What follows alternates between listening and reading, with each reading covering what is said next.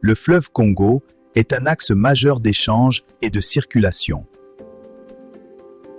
Nous allons remonter ce fleuve et établir un contact avec les autorités locales.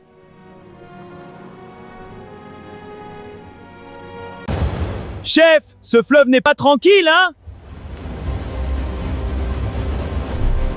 Reste concentré. Nous avançons.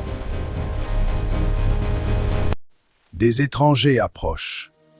Nous devons comprendre leurs intentions. Ils viennent de loin. Regarde leurs habits.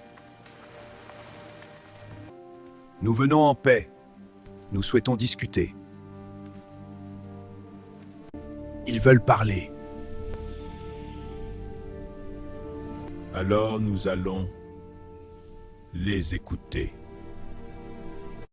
Chef, faut bien parler, hein? Nous allons exposer clairement nos intentions. Vous avez demandé à me rencontrer. Parlez. Nous souhaitons établir un accord de coopération et de présence. Quel type d'accord? Un traité qui formalise notre relation et notre installation. Nous allons examiner cela avec attention. Cela peut renforcer nos relations extérieures. Il faut peser chaque élément. Chef, ça traîne. Oui, la décision appartient au roi. Nous avons pris une décision. Nous acceptons cet accord. Très bien, nous allons formaliser cela.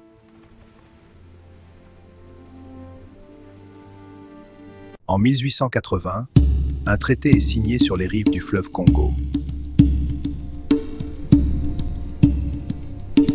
Suite au traité, un poste est établi, futur Brazzaville.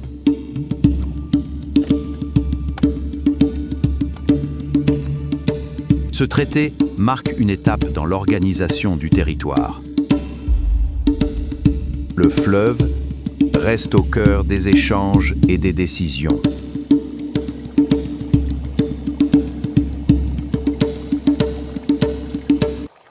De Brazza a rencontré le roi Makoko, ok.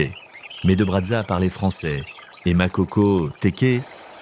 Alors une question simple, en quelle langue ont-ils communiqué pour arriver à cet accord? Une tradition populaire dit que le sergent Malamine, militaire sénégalais, aurait servi d'interprète. Mais Malamine ne parlait pas lui-même Teke. Alors, comment a-t-il fait? Une autre source parle plutôt d'Ossia, un jeune Teke, bien plus qu'un simple porteur. Mais Ossia parlait-il français? Je vous laisse me dire ce que vous pensez en commentaire. Ce que l'on appelle le traité est aussi une histoire de traduction et d'interprétation. Et Chico Anims, ce n'est pas juste drôle, c'est réel.